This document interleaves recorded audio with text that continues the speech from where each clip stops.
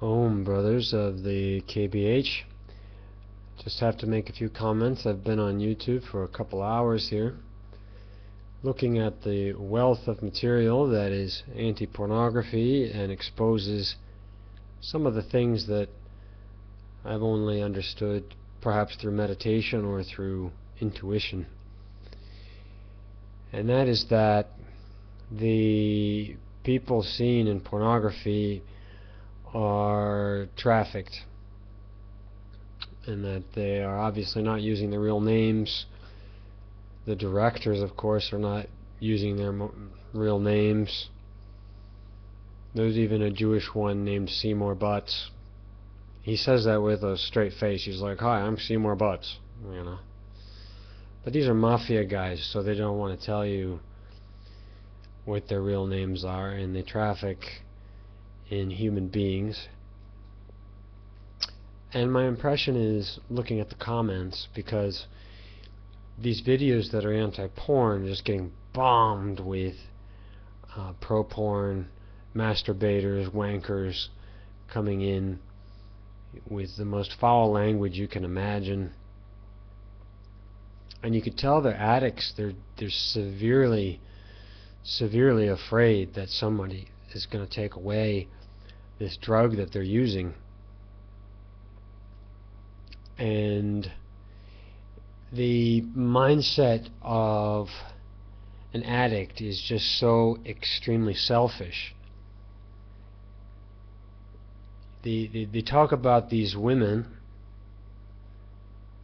and they can't see that these women are their own family. They can't see that if you're looking at somebody on a screen and they're doing something you wouldn't want your mother, your sister, or your daughters to be doing, then why is that? Why is it okay to use the daughters of other men, but then when it comes to your own daughter you say, no, don't do that? I'm very offended at several of the documentaries. There's documentaries about the porn industry on YouTube. Some of them are semi-favorable to the industry, and you can see that they're making friends with the people in the video. Some of them are more neutral, and in any case you could see that there's so many of these people dying. It was a very large project at the KBH to come up with the names and some authentication of death for all of these porn people, and this is including all obituaries. So we roughly calculated that the lifespan of a porn stain would be 35 years old. I live in China. I take one look at this, and it's so clear what's going on, because China teaches you about conspiracies. China teaches you about groups of people getting together to do bad things. Also teaches you about how someone might think if they're only thinking for profit and gratification, because there's a lot of people like that in China, and everyone in China is a conspiracy theorist. And it's taught me to look at this, cui bono, who is benefiting from this, what are they getting out of it? And this can include everything, not just money. And when it comes down to it, for a lot of very powerful people, money doesn't even matter. It's about power. It's about getting what you want when you want it. And like Meyer Lansky, he ran the underworld in the US for I think 20-30 years. He was a Jewish mafia guy, and he officially he had $1.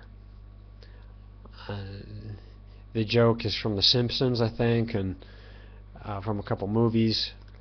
Goodfellas, I think, was one where they kind of showed the perspective of a mafia guy going through society. He doesn't pay for anything. He doesn't need stupid money. Who cares? So don't come down and think that, a conspiracy theorist is just talking about people going after money. That's not necessarily what we're looking at. But it's very apparent. It's very apparent what's going on. First of all, if the agents have to give a cut to the actors, according to one actor, they only give 10-20% to the agent. And that's for all the sales on these porn movies. How do you get that 80-90%?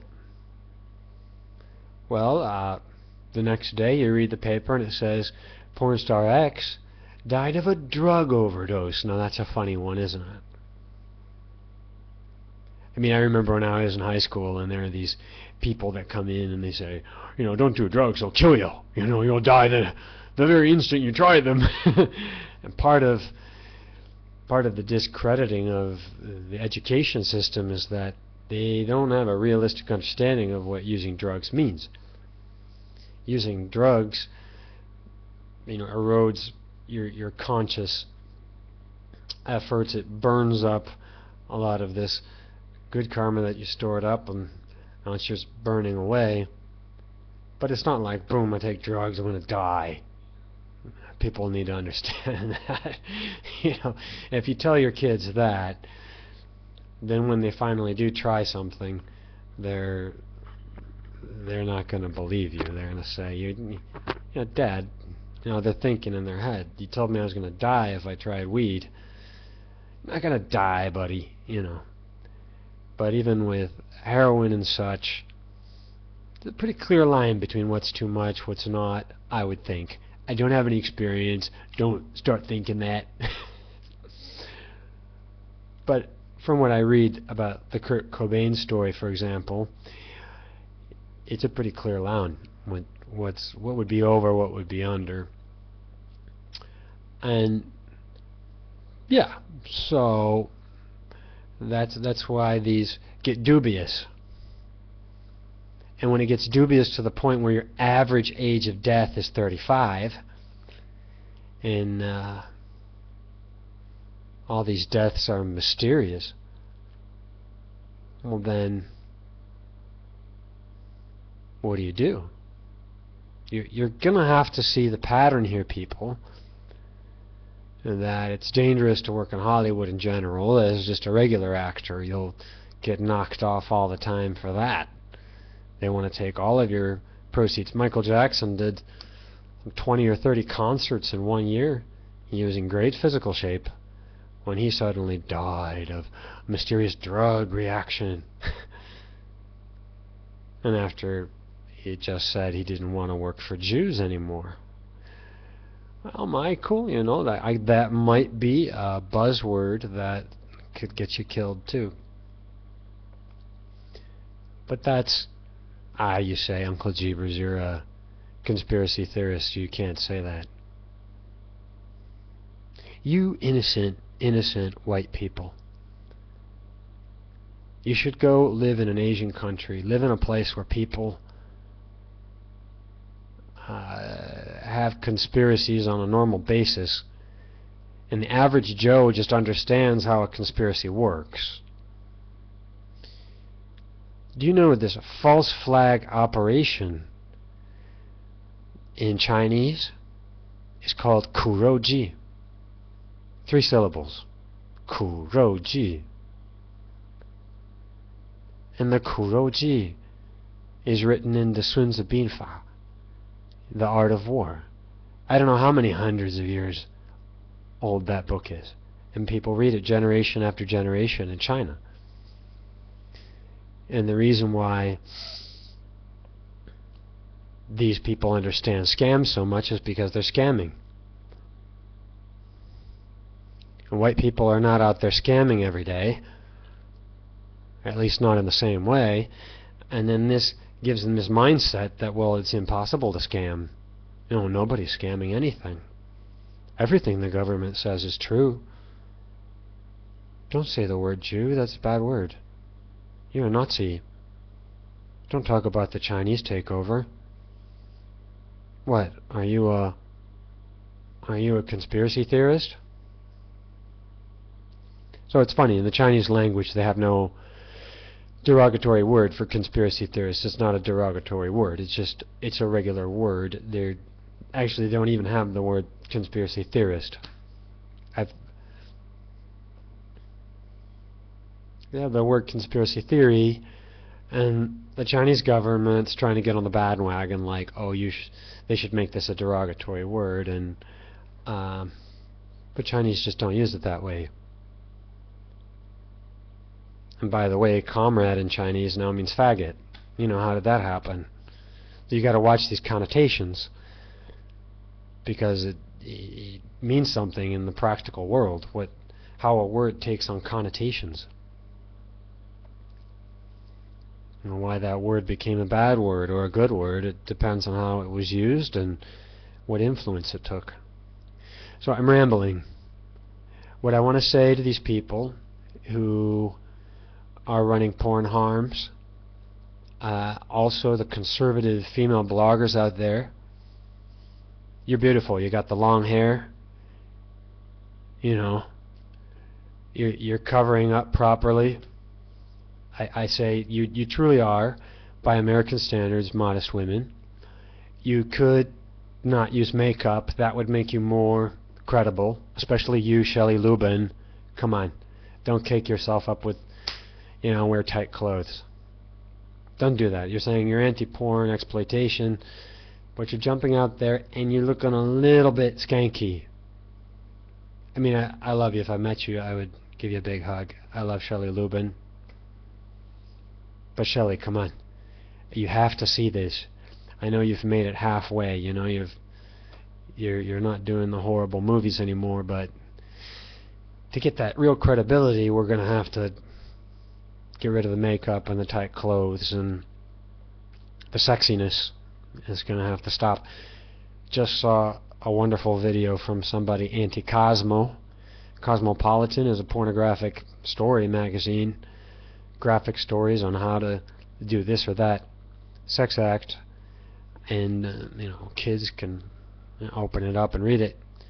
This woman was complaining, and she's properly dressed, long hair, looking great, but still the makeup. It's just the wrong twist you should have if you're running a real campaign for cleanliness, for purity, for all of that. And they keep talking about the wrongs of exploitation of women. But I'm asking all of you women to start taking circumcision statistics. Fine, you found these sex traffickers, you found all of these wankers on the internet using the child pornography. Can we get a statistic on what percentage of those men are circumcised? Because women, a rape by a circumcised man is not a rape. A penis missing half of its stuff, most of its nerves, half of the skin, it's not a penis.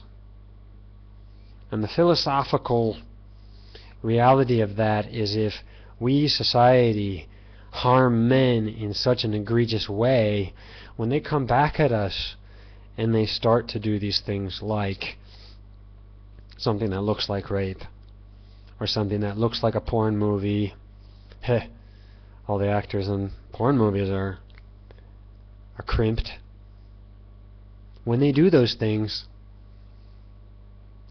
their sin is a lot less. They're reacting to what we did to them.